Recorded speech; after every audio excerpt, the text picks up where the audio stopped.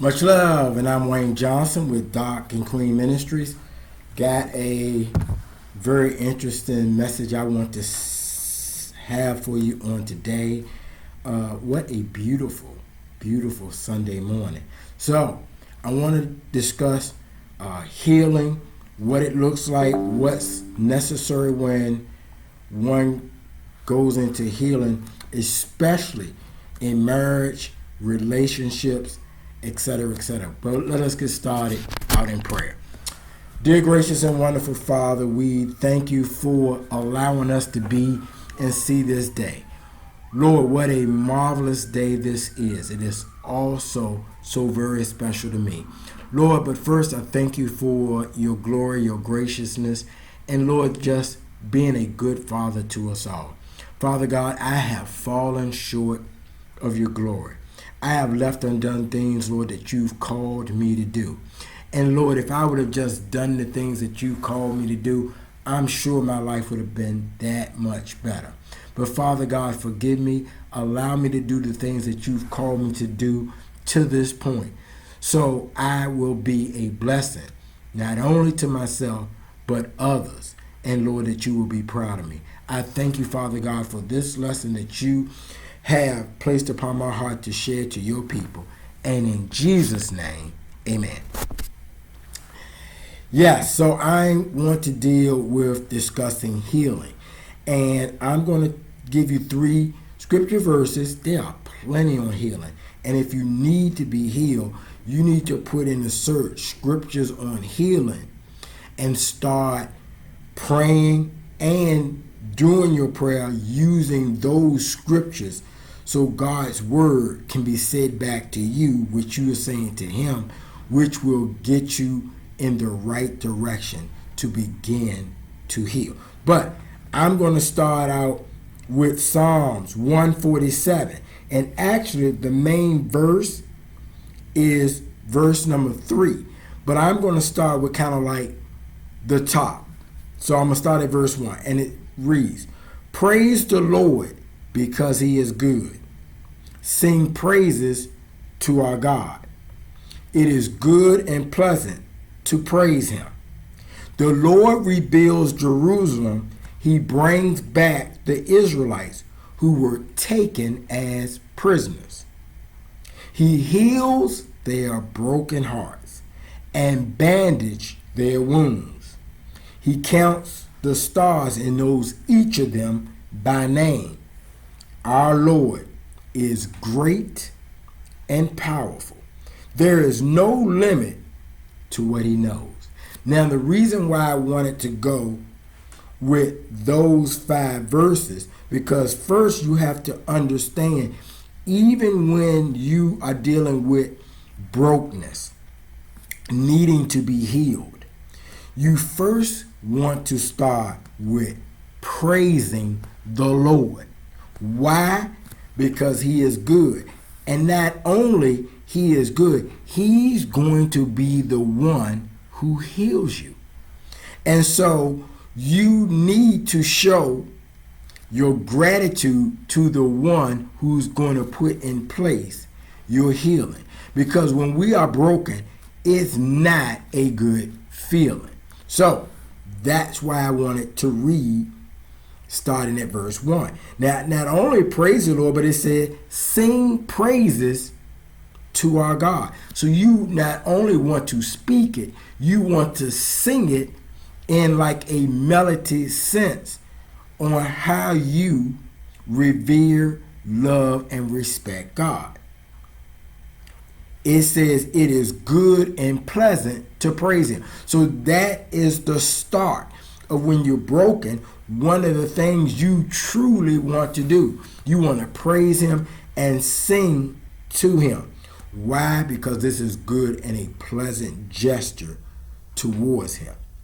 Now, verse 2 says, the Lord rebuilds Jerusalem. See, I told you when you are broken, the Lord is going to be the one to rebuild you.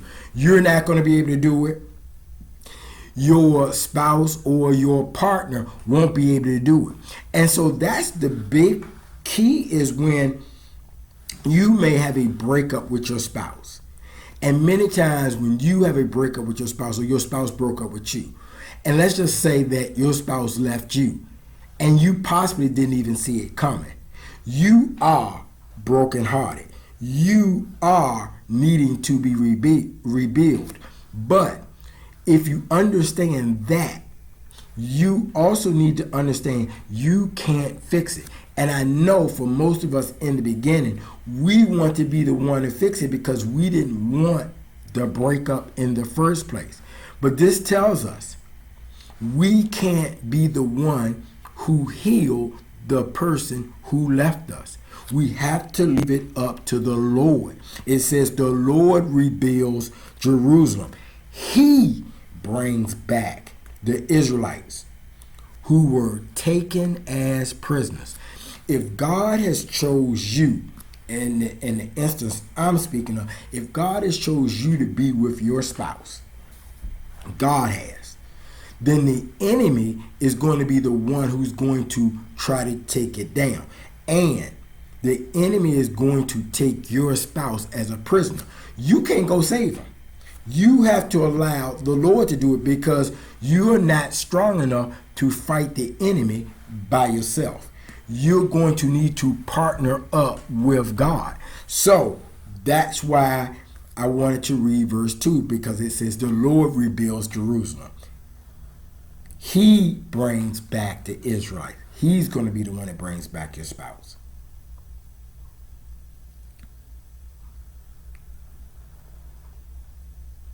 Because your spouse was taken as a prisoner.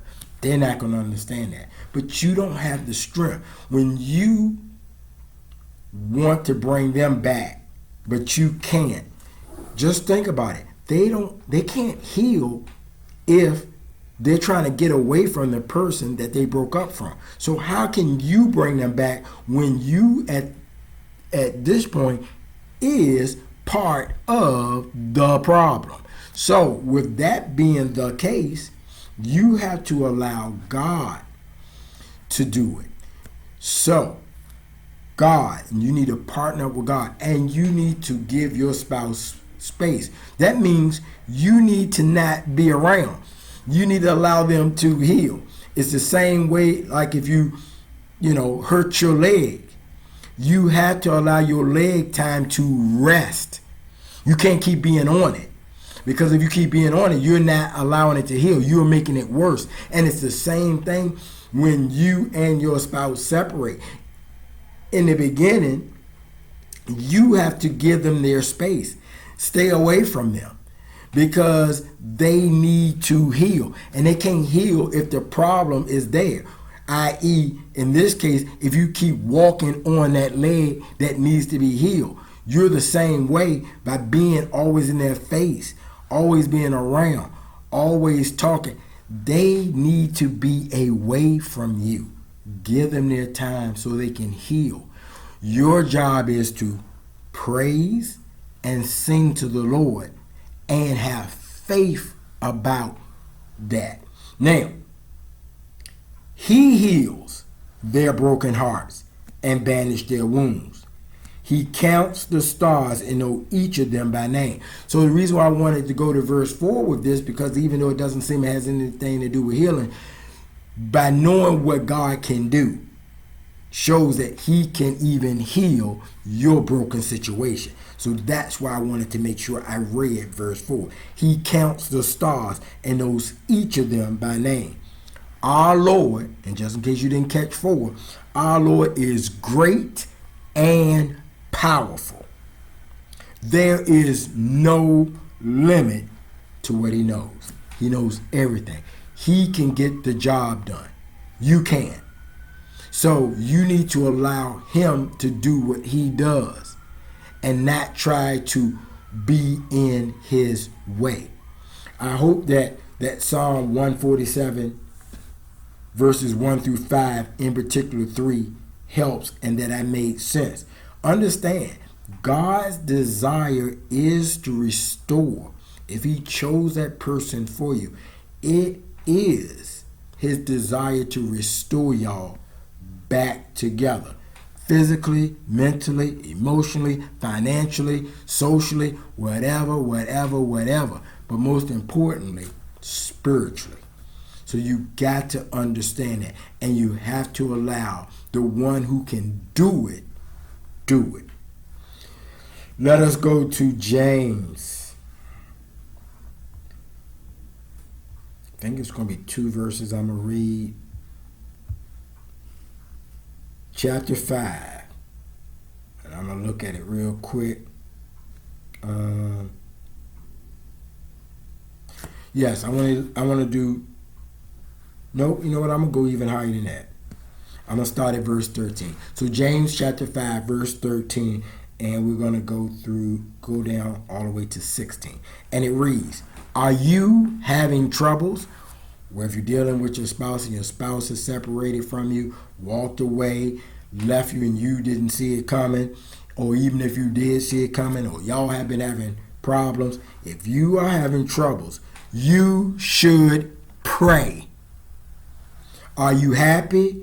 You should sing. Are you sick?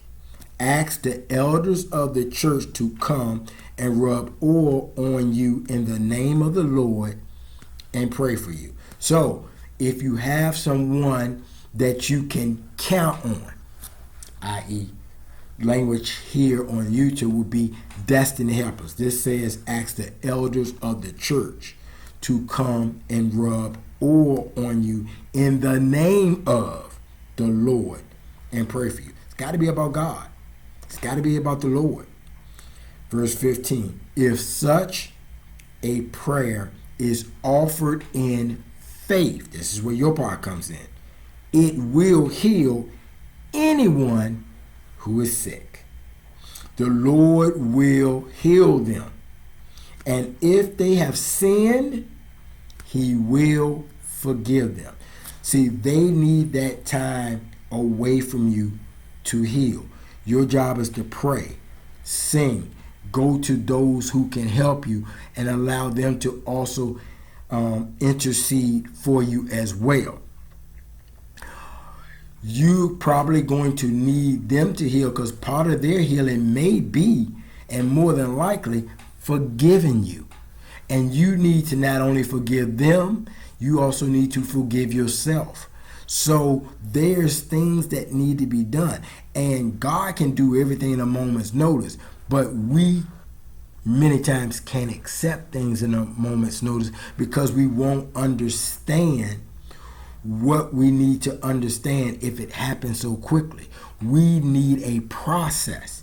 We need to be able to take our time and see how things played out and then begin to understand how God works for us, and not only us, but through our spouse and through situations. Because understand, if you're going through this, make no mistakes about it. Other people are too. And you may be called later down the road to help others deal with something that you already have dealt with. I said I was going to finish up at 16, and 16 read, so always tell each other the wrong things you have done. So confess your sins. Then pray for each other. Do this so that God can heal you. Anyone who lives the way God wants can pray, and great things will happen. This tells us how we are to operate. Verse 16 tells us this. Pray for each other, because God can heal you. If we live the way God wants us, then we are capable of praying to him, and great things will happen.